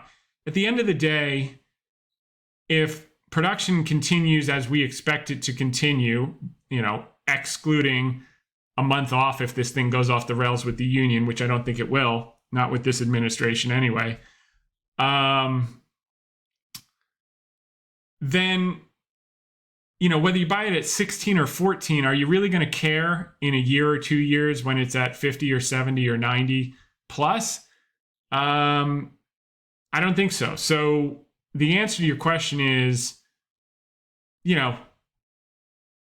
in the scheme of things, it really doesn't matter whether you buy it at 25, 20, 15, or 10.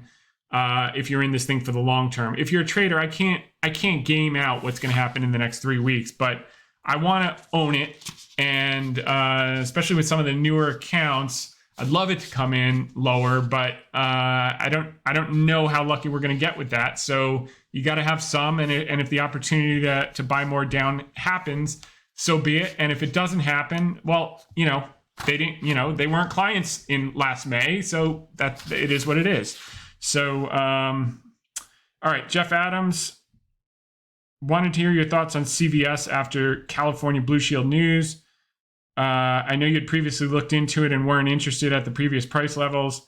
In your eyes, does a move to $65 range give you enough margin of safety? Thanks for your time, much appreciated. I don't think anything changes. I think you could have a trade here for sure. I just think it's a mediocre business, period. So,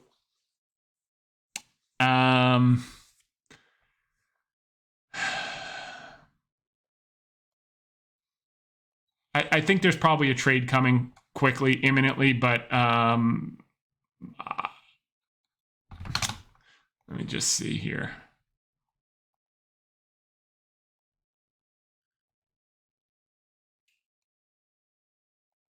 It's a lot of noise about what's going to happen to these pharmacy benefit managers.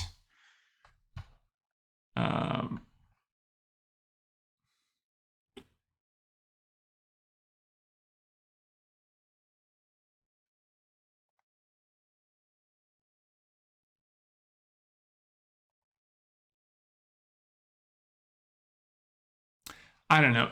This one goes in my too hard pile. I think it probably works for a short-term trade, but I don't love the business long-term. The node, Nemaguda, Tom, thanks for your podcast. It's very helpful. I was in New York and was able to see nice Vornado properties on Fifth Avenue and Park Ave. My question is on market indicators like historical PE, which many say it's 15 to 17.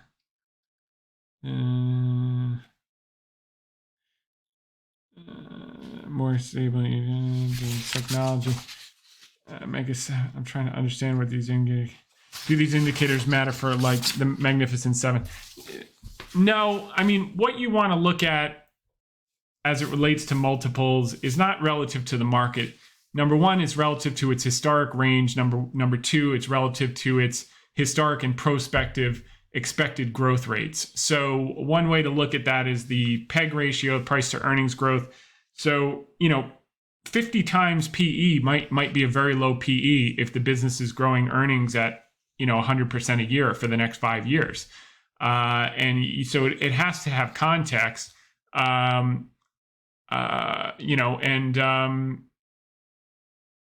sometimes even a 30 times multiple with a market at 17 or 18, if the business is growing earnings at 30% a year for the next 5 years is very cheap.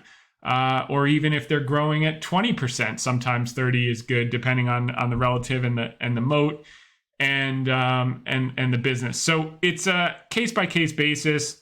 I wouldn't get caught up in like whether it's a high multiple. It's high multiple relative to what? Amazon's had a high multiple forever because they purposefully reinvest a lot, and as he said in his initial shareholder letters, he was going to continue to, your margin is my opportunity. He was going to continue to use profits to gain share. So if you were looking for profits and a low multiple, you never got into Amazon and you missed one of the greatest businesses in history. So something to keep in mind on that front. Martin Crumlush.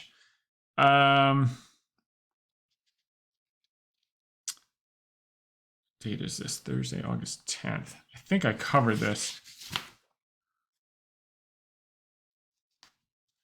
Yeah, this is a question about options on Baba. Just own the stock. You can't control when it's going to pop. Just own the business. Next is JB Smith. As it relates to Alibaba, as it relates to Alibaba, by the way, this guy is a fake name. I know who this is. This is the guy that 6 months ago was on 3-to-1 margin and sent a kind of offhanded ask me anything question saying, hey, I'm gonna stay on margin, ha ha ha, I know how to do margin. So he's saying, as it relates to Alibaba, at what point do you say the opportunity cost of holding is not worth it and capital is better allocated elsewhere, or does that not factor into decision? It only factors into the decision mindset of someone who's on leverage. For me, it goes back to the point that I made, which is when you're not on leverage, What you can control is the process. And if I could find a business with better potential upside at a lower valuation, I would already be in it. I think Alibaba is one of the greatest opportunities in the world right now in terms of what you pay and what you get. I can't control when Xi is going to blink on stimulus bazooka, like I couldn't control when he was going to blink on COVID zero. But I do know he will blink. And I do know that price eventually, sooner or later, matches intrinsic value. And usually the longer it takes, the quicker it happens when it does happen, and it doesn't let anyone in. So that's the reason we don't own one stock in a portfolio on leverage. It's the reason we own 8 to 12 positions, because out of those 8 to 12, you get the ones that pop extremely fast, much faster than expected, and sometimes too fast because it happens within 12 months and you don't want to take the taxes for the taxable accounts and give them a huge ordinary income. But more often than not, it takes 1 to 3 years to get the nice multiples that we're looking for. And some happen, in 12 to 24, and some happen in 24 to 36. But over a 36-month mindset, which is what I request investors have, that's how you outperform. Buying these businesses, not worrying about when, just worrying about your process. You do the process right, the results take care of themselves. You avoid, like Buffett said, the 3 killers: ladies, liquor, and leverage, and you'll be off to the races and make more money than you know what to do with. So that's my response for that person. And it's the second time that I would suggest to them, take down your margin and own a quality company and don't worry about when. Next, let's see here.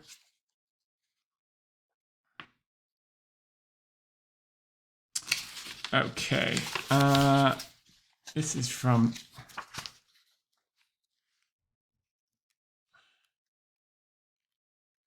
All right, so let's see. Ite, I'm missing the first part of your question, so excuse me here. He's basically talking about REITs, biotech,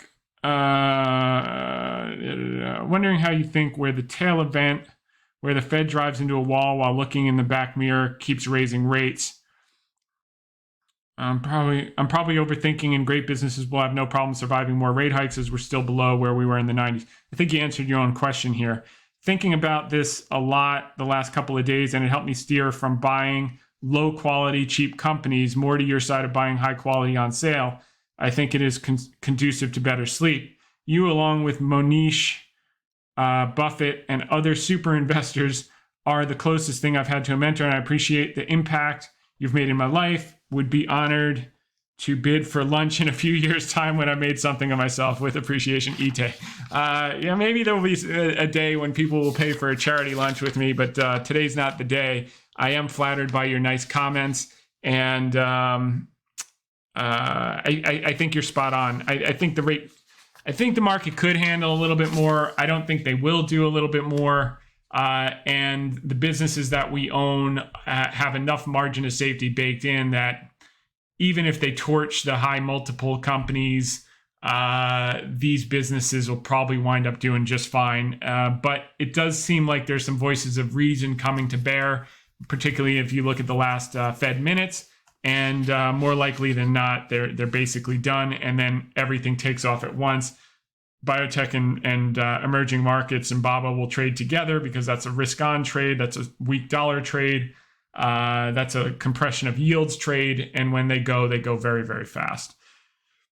Shannon, sub in.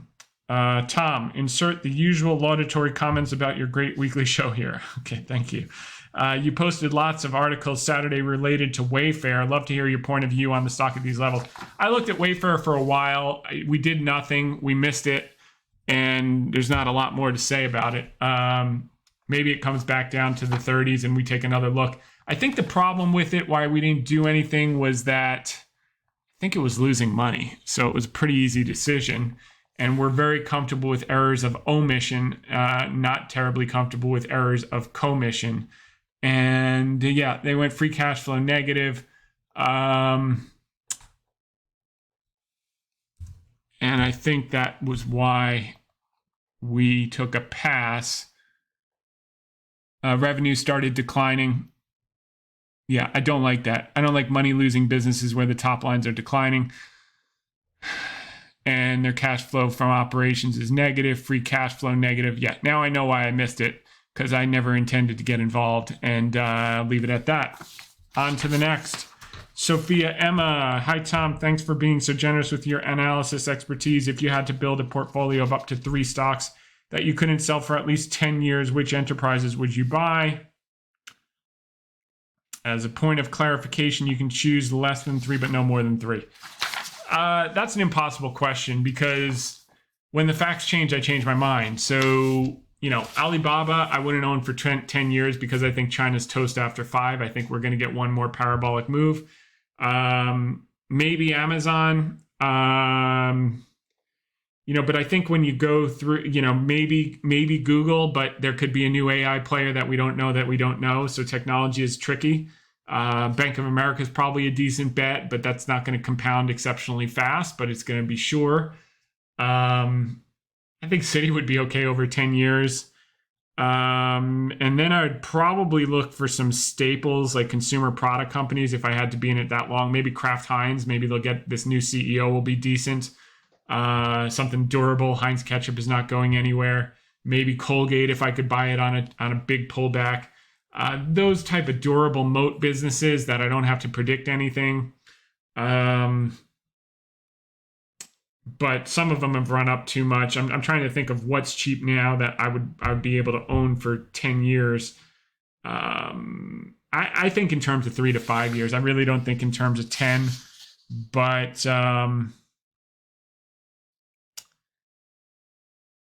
so I'm not going to help you on that one. Moving along.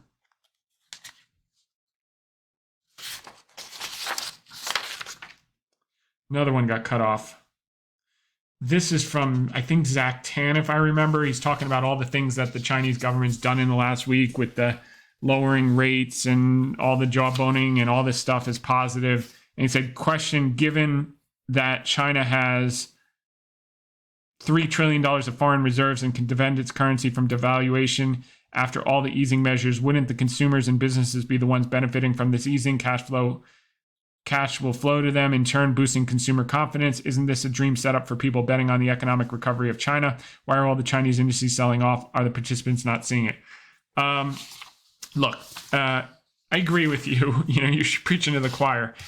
But we have some structural issues. The Treasury is trying to get out $1 trillion of bonds. So yields are going up. Yields go up. People want to lock them in. Dollar goes up because people have to convert their currency to USD to buy the treasuries. So you have all kinds of exogenous, and then you have no volume in the month of August. So all of these things are converging to short-term noise. But I think as we look through here and get into the fall, that's going to change, and it's going to change rapidly. So just hang tight. And if you're not on leverage, you got nothing to worry about. Sooner or later, intrinsic value will be realized. John Kroner. Thank you again for your great opinion that you share freely every week. My question refers to the home builders. According to my notes, you mentioned Lennar in mid-September of last year. Do you think this continues to move higher? These have had a monster run. But we do know that there's a shortage. The question is how much has been priced in. And, these are up double from there. I would probably take some off because these are just so darn cyclical. Let's just take a look here. Home builders, you're better off trading than buying. But let's see here.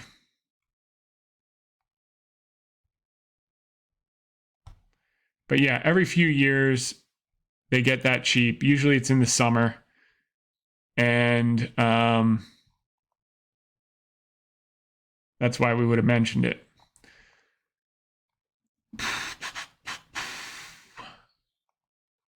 Yeah, I guess your question is more, would we put new money to work here? No. Yeah, I mean, you have a double inside a year. It's like, Don't get greedy. Would we hold?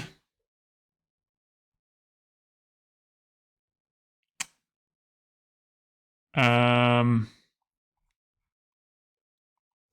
mean, we like the secular theme. We would relook at these on a big pullback. We wouldn't be buying them here, and I'll leave it at that. Alan Woolman, just wondering your current thoughts on advanced auto parts. It seems the weakness in autos and auto suppliers likely due to the pending UAW strike, so it makes sense auto retailers would benefit, especially with the average car age at 13 years plus. AAP has been a laggard, but seems to be taking steps to catch up to rivals. Yeah, we actually talked about this one a while back when it had that big collapse, and we actually owned some. Yeah, this one's going to be a bumpy ride, so you have to size it accordingly. But I think if you look 2-3 years out, this thing could run. So we're comfortable with that. Zach Irwin, found your via TikTok post. Have you considered doing a Substack? I think we have a Substack. So just, go to Substack and put in hedge fund tips or Tom Hayes and you'll find it. And we just repost our Thursday articles and it's free. So same thing as you can get from the website. If you want to get it from Substack, have at it. Rafi Rees would appreciate. Oh, okay. Next one is from Anonymous. All right. Interested to hear your thoughts on Will Scott Mobile Mini. All right. Let's see. I've never heard of this thing. So, Will Scott Mobile Mini. All right. WSC.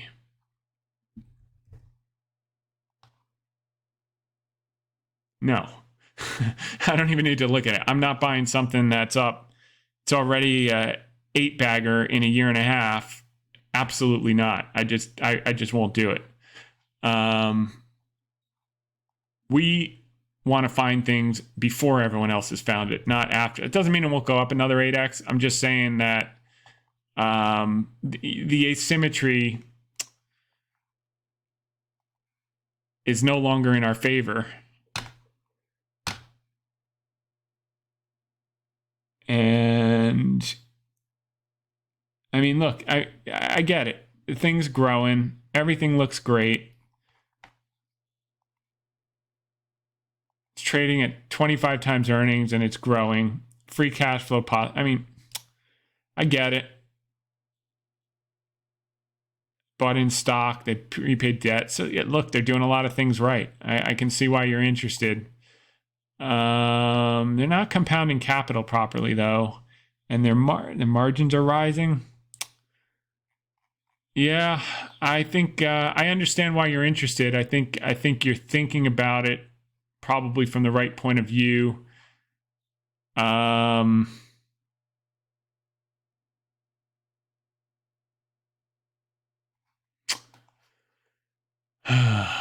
For me, if I was going to get involved, I'd have to see like what is it? It's $40. It'd have to get down to like $30 before I took another look at it. It's just me. I need to buy when other people are puking it out. I don't buy up. I just don't do it. It's not in my DNA. I don't think I've ever bought a stock on a green day, to be honest with you. Let's just see here. WSC. What do they do here?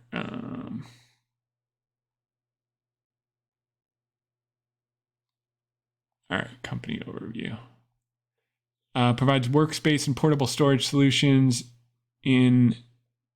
operates modular solutions and storage solutions, leases modular space and portable storage units to customers in commercial, industrial, construction, retail, wholesale trade.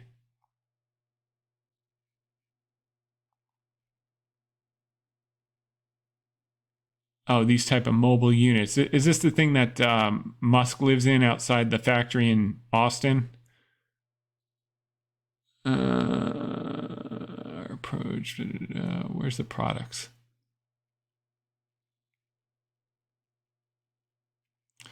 Flexible storage space. This is not a CapEx light business, so my answer to your question is it's okay. It's not okay for me at these levels. I mean, this is one that I would probably set an alert on, and if it hit $35, I'd start doing some work on it, but perfectly happy to miss it, even if it goes to 100. And again, it doesn't mean it's not going to double again or triple from here, but it's just not my style. It's not what I do. And I stay in my lane. I know what I'm good at, and that's where I stay. So with that said, really want to thank everyone. Very grateful for the last 200 episodes. Here's to the next 100 for sure, and to many great things. So with that said, we'll be back next week, live from North Carolina, same time, different place, and wishing you the very best. Bye for now.